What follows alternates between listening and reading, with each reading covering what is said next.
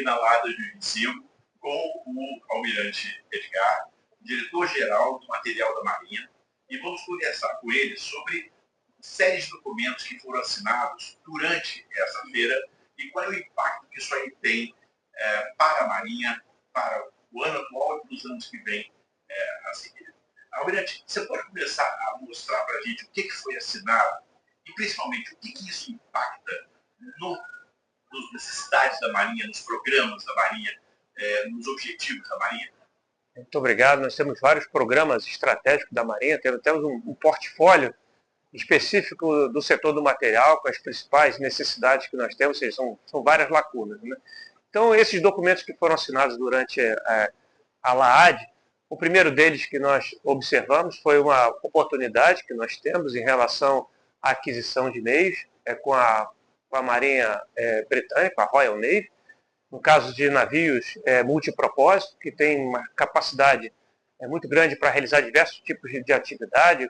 Nós temos observado no Brasil várias calamidades têm acontecido no Rio Grande do Sul no ano passado, no ano retrasado aconteceu em São Sebastião, com muitas chuvas, então, e esses navios têm sido empregados para apoiar a nossa sociedade em ações humanitárias. Então, vimos que era uma grande necessidade. Nós temos uma relação de necessidades em relação à quantidade de navios, de acordo com a disponibilidade, com a área que nós temos que cobrir no nosso Brasil, né, que a nossa Amazônia Azul são 5,7 milhões de quilômetros quadrados, então temos uma área muito grande e uma responsabilidade imensa. Então, o que nós assinamos foi um protocolo de intenções, que significa que nós estamos em negociação com o Reino Unido em relação à possibilidade de aquisição de 1 ou 2 navios anfíbios.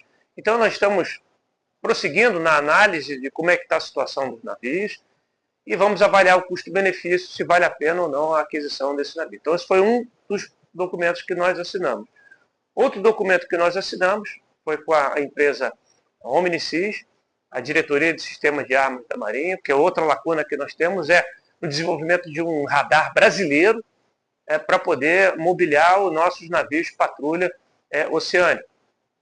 Então, esse documento vai permitir que a nossa diretoria especializada, juntamente com a Omnicis e outras organizações militares da nossa Marinha, possam desenvolver e a gente possa realmente utilizar nos nossos navios e, quem sabe, futuramente essa empresa continuar produzindo e até exportar ou seja, então isso é uma grande evolução, uma possibilidade muito importante e interessante, não só para a nossa Marinha, mas para a nossa base industrial de defesa e para o nosso país. Então, esse foi o segundo grande documento. E nós temos mais 2 documentos que foram assinados entre a Diretoria de Sistema de Armas da Marinha e o Grupo ED, e também a empresa CIAT, esses todos relacionados ao MANSUP, relacionados à propriedade intelectual, relacionados a como melhorar, continuar o prosseguimento do desenvolvimento do MANSUP, e também um outro documento também com a empresa ED em relação a sistemas antidrone, ou seja, para a gente poder avançar numa padronização de utilização de sistemas antidrone, tanto pelas nossas organizações militares, quando estiverem visando a defesa da segurança orgânica dessas instalações, bem como a utilização desses sistemas antidrone também nas nossas unidades operacionais, seja nossos navios, seja nossas unidades de fuzileiros navais. Então, é um prosseguimento no avanço efetivamente de um sistema que sirva para proteger contra possíveis ataques de drone. Então, foram basicamente esses 4 documentos que foram assinados durante a LAAD, no setor do material. Sobre esse acordo com os navios, a primeira pergunta estamos só a Marinha do Brasil e a Royal Navy discutindo isso, ou tem outras marinhas potencialmente interessadas nesses navios? E a segunda pergunta o que a gente tem ouvido é que um dos navios está num estado material muito superior ao outro.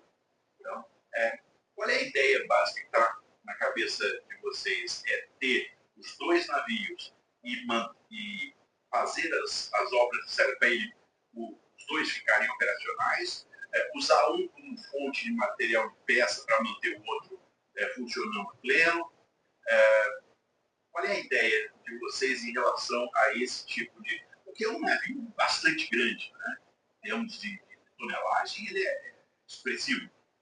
Sim. Primeiramente, é entre a Marinha do Brasil e a Royal Navy. Então, esse documento foi para demonstrar que nós estamos negociando, não tem informações sobre outra marinha, então a prioridade é da Marinha do Brasil para essa negociação.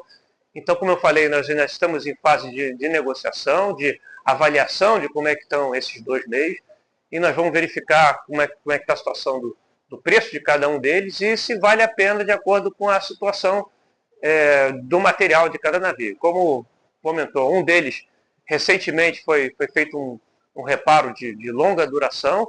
Aliás, estava sendo feito esse reparo para ser utilizado pela própria Marinha britânica, só que depois, por uma decisão estratégica da própria Marinha britânica, eles decidiram que esses navios seriam colocados em reserva.